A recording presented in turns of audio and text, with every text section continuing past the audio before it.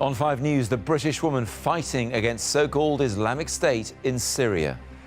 The world needs to look at the YPG and understand how important this is. Kimberly Taylor says she is ready to die in the battle against extremism. Also, the number of cancelled NHS operations in England hits a 15-year high. This grandfather's condition could kill him at any moment, but his surgery has already been cancelled twice. At the moment, they're playing Russian roulette with my life, and I'm not happy. I'm not happy at all.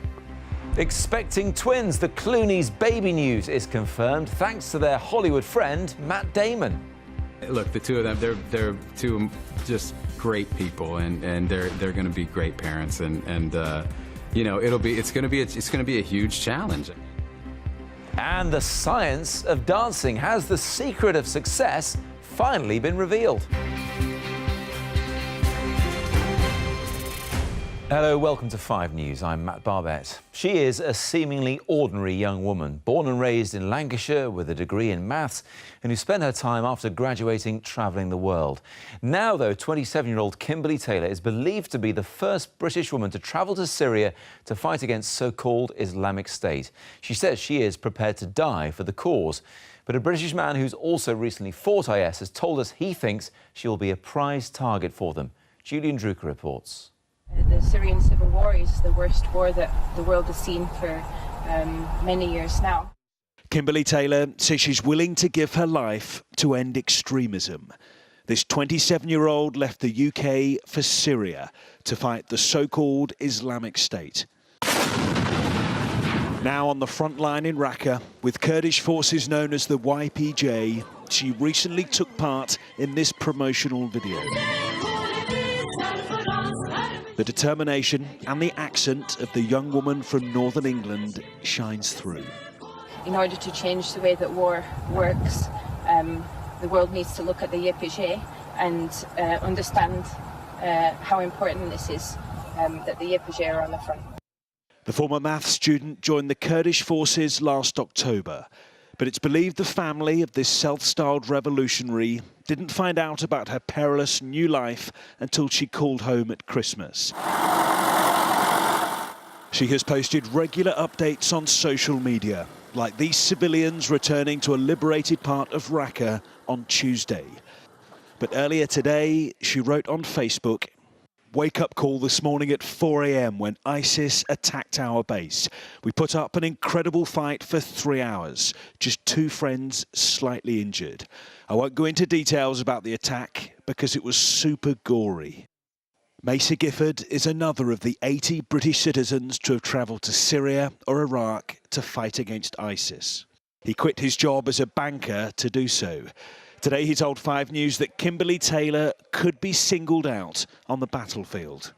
As a British person and as a female fighter with an increasing sort of reputation, I suppose you could say, she would be a target for the Islamic State. Indeed, all foreigners that go have a bounty on their head.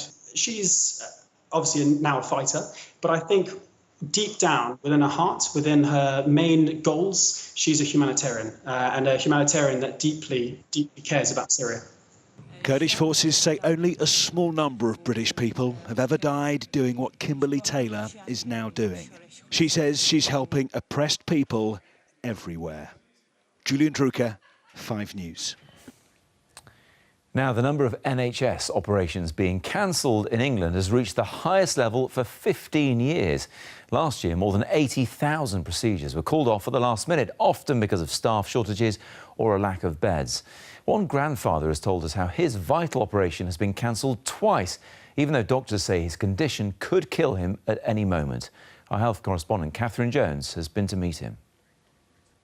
At the moment, they're playing Russian roulette with my life, and I'm not happy. I'm not happy at all. James has 2 aneurysms, enlarged and weakened blood vessels which could burst at any time, killing him. You'll feel no pain and won't remember anything, but you'll be dead. The surgery to repair them has been cancelled twice. It just seems that the government, in my eyes, ain't putting enough money into the national health. It's as if they're just waiting for the old who are ill to die. NHS hospitals in England scheduled almost 8 million routine operations in 2016, an increase of more than 152,000 compared to the previous year.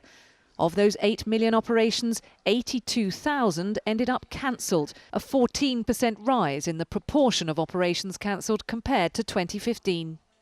There just aren't the beds to put people in afterwards that are safe, because the beds are all full. And we, not fighting, but we're trying to share the same limited resource. This surgeon says it's the government that must take responsibility for what he deals with on a daily basis. This is a very political decision to do this, to cut beds and to cut social care as well. They are squeezing us at both ends of the system, and that's why they are pushing the system towards collapse. James has 14 grandchildren, including 9-month-old Kai. His biggest fear now is that he won't live long enough for them to remember him. Every night I go to sleep, I wonder if I'm going to wake up in the morning. James is still waiting to hear when his new operation date is. He can only hope it comes in time. Catherine Jones, 5 News. In the last hour, the government's announced it's shutting down its controversial investigation into allegations of abuse against Iraq war veterans. The announcement came hours after a group of MPs called the multi-million-pound inquiry an unmitigated failure. Let's have a word now with our political editor, Andy Bell, who's in Westminster. Andy, tell us more. Yes, Matt, this is the Iraq Historic Allegations Team, or IHAT. It was set up in 2010 to investigate allegations of misconduct by British service personnel in Iraq. Something like 3,500 allegations were brought to its attention, but significantly, there's never been a single conviction as a result of those allegations. Now, today, we also had a report from the Select Committee, a committee of MPs, who were damning in their criticism of IHAT, saying that it should be shut down. Just to give you a flavour of what they said that IHAT had become seemingly unstoppable and self-perpetuating machine, deaf to the concerns of the armed forces, blind to their needs and profligate with its own resources. And today the government was happy to go along with the committee's recommendation. This will be a huge relief to hundreds of British troops who've had these quite unfair allegations hanging over them. They're now being freed of that, and we will put in place new measures now to ensure this never happens again.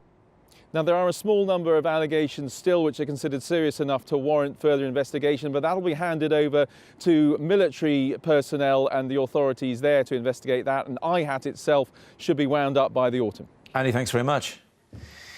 The authorities in France say they've foiled an imminent terror attack after arresting 4 people in the city of Montpellier. 3 men and a 16-year-old girl were held after a raid on a flat there. Police discovered homemade explosives similar to those used in the Paris attacks in 2015. And Donald Trump has lashed out after his travel ban was once again blocked by judges. The US appeals court refused to reinstate the ban, which 2 US states claim is unconstitutional. After his latest defeat, the president tweeted, "In capitals, see you in court. The security of the nation is at stake." Hundreds of volunteers are desperately trying to save dozens of whales that have become stranded on a beach in New Zealand. As many as 300 pilot whales have already died there in what is one of the biggest cases of its kind in the world. Scientists still don't know why it happens. A warning that Warren Nettleford's report now contains images that you might find upsetting. Stranded and in need of help. Normally navigating deeper waters, these pilot whales have arrived en masse on this South Island beach in New Zealand. But this beach has already become the final resting place for more than 300 whales who've died in the last 24 hours. And make sure those seats are really, really nice and wet, not covering the blowhole, going round the dorsal fin. So not... Directed by conservationists, these volunteers have joined the race against time to save the remaining 100 whales here. Oh, it's amazing, and there are people from all over the world. Anyone who's within Kui has heard about this. They've just come over. We brought 3 hitchhikers over who just said they wanted to come here and do whatever they could. The hundreds of volunteers have been doing what they can to save these whales, covering them with water, using comforting hands, even, it seems, singing. Whales beaching themselves isn't new, but events of this scale are incredibly rare. In this laboratory at London Zoo, scientists dissect whales to learn more about them. But despite huge advances in their understanding of the species, many questions remain unanswered as to why whales do this. There are theories about, whether they're, acoustic sources or natural, earthquakes and seaquakes, that sort of thing. Even theories about the Earth's geomagnetism as used as a cue for navigation. So really, it's too early to tell what the cause would be with this one. We may never know. That's often the case. Rescuers did manage to float 90 of the whales back out to sea, but they returned, seemingly unwilling to leave others behind. Conservationists are continuing to keep these whales cool and calm until the next high tide tomorrow, when it's hoped they'll all return to deeper waters. Warren Nettleford, 5 News. Still to come on 5 News. It's baby joy for the Clooneys, as it's revealed they're expecting twins. And looking good on the dance floor, Simon Vigar puts the science behind dancing to the test. Look at those dancing shoes. We'll see you after the break.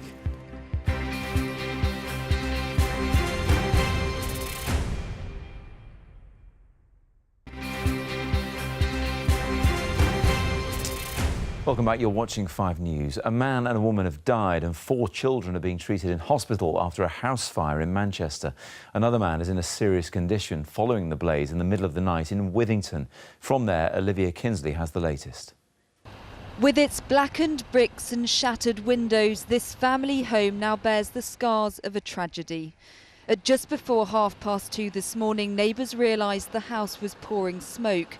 They watched in horror as 4 children started climbing out of a window and rushed to help them to the ground. I could hear that popping noise when windows expand from the heat. I could see the flames coming out of the window and the front door. The fire crews arrived, but a man and a woman were still trapped inside. Despite the crew's best efforts, they both died at the scene. It's heartbreaking, it's absolutely tragic, and I just feel a bit shocked really that when you see it you just assume, oh, it's just a little house fire, everyone's fine. And I just feel absolutely awful for them, for the family, for them, for their children.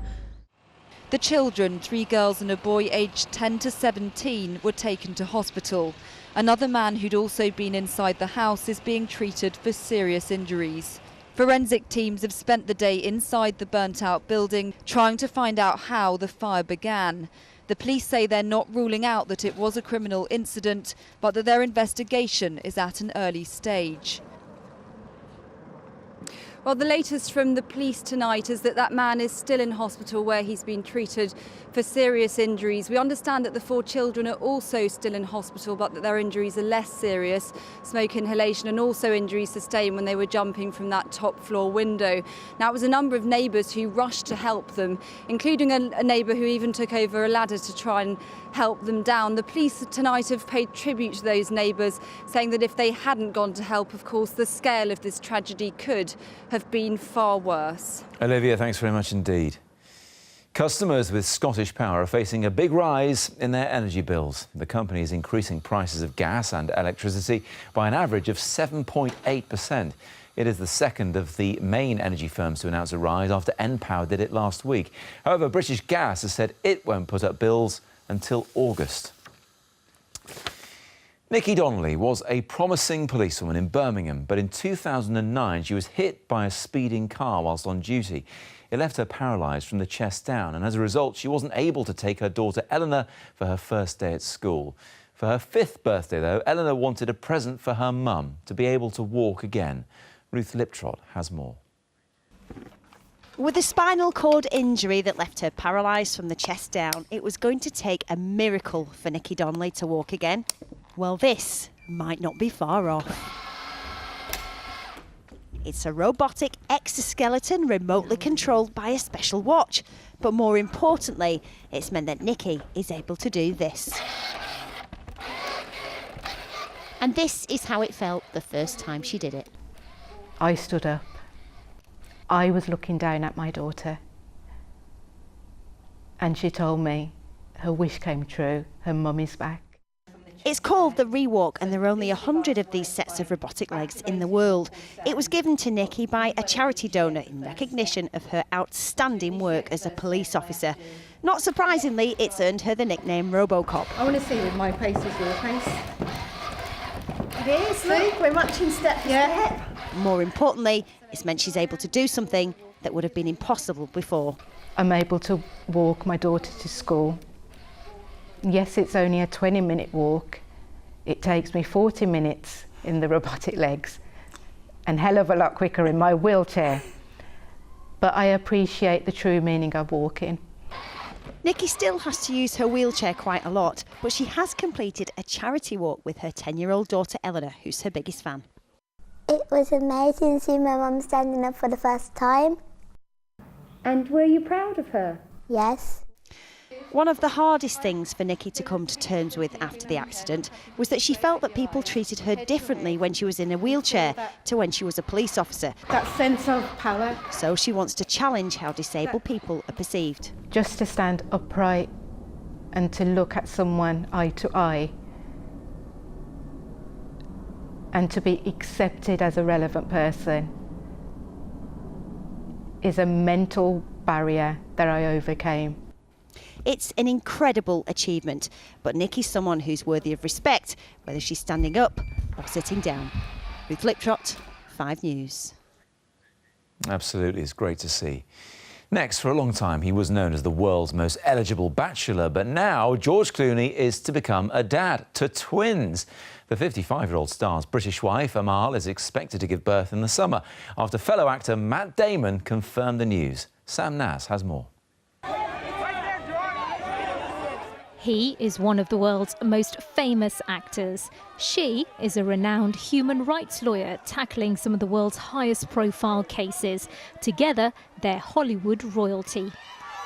Well, now George and Amal Clooney have landed a new role. They're set to become parents. The news they're expecting twins was confirmed by their friend and fellow movie star Matt Damon on Entertainment Tonight. Look, the two of them, they're two just great people, and they're going to be great parents, and you know, it's going to be a huge challenge. I mean, you know, one baby cries, wakes the other one up. I mean, it's going to be on in that household. And the story's been hitting headlines across the US. The twins are due this June. The high-flying couple got married 2.5 years ago in a lavish wedding in Venice, with rumours of a possible pregnancy first starting last month. Beyoncé and Jay-Z are also expecting twins, announcing their news in typical showbiz style on Instagram, and the internet's already having a field day with that one, while rapper Pharrell Williams and his wife welcomed triplets earlier this month. Looks like George and Amal's twins won't be short of playdates this summer. Sam Naz, 5 News. Be honest, are you a good dancer? Yeah, I'm sure we've all imagined ourselves as the doyen of the disco every now and again, but now scientists at Northumbria University have revealed the real secrets of good dancing. And this is what it looks like, apparently. This CGI showgirl apparently has all the right moves: twisting hips, swaying legs, flailing arms, and most importantly, the ability to keep a constant beat. Now compare the good dancer with their example of a bad one. There it is. What do you think? Do you reckon you could do better? A bit subdued, isn't she? We sent Simon Vigar to get down to find out. These are pro dancers. They know how to dance. This is how the rest of us imagine we dance, but we're not looking in a mirror, are we? This is how most of us dance. The embarrassing bloke at the office do, the so bad he's good former politician on Strictly, the future king forced to dance at every official welcome. But this is actually what scientifically good dancing looks like, thanks to researchers at Northumbria University. A bit of arm waggling, but not too much. Swinging hips, obviously. Anything but the soft, don't look at me sway. But the doctors of dance at Pineapple Studios aren't buying into over-analysis. I don't think you can break it down. It's all about self-expression and confidence, and that comes from within. And if somebody's willing to let go or not, then that shows through, and most people find that very attractive. And can you make even a dad dancer a good dancer? Absolutely, because it's all about listening and letting go and having a good time. Right, Simon, let's do it. Show me what you're made of. No. It's way too early in the report for that. Time to break out the 5 News glitter ball, and once you get the nation dancing, you can't stop them. Oh my God. What do you think makes a good dancer? Lots of energy, Good music. So it's all about rhythm as far as you're concerned? Yeah. And how about you? Yeah, it's the same. Maybe alcohol. It's a little shuffle in. Hey, don't I? She's on fire already. So you reckon it's all down to good shoes, do you? Good shoes, yep, and good set of music, and that, not so great. Rhythm, that's all you need. Got to have rhythm. Okay, yeah. girls, show us what you got. Thing. Oh, well, you know, we've got all this, we've got all that going on. Thank you very much. Back at the studios, it was time for a bit of murder on the dance floor. Right, Simon, fame costs. So this is where you start paying in sweat.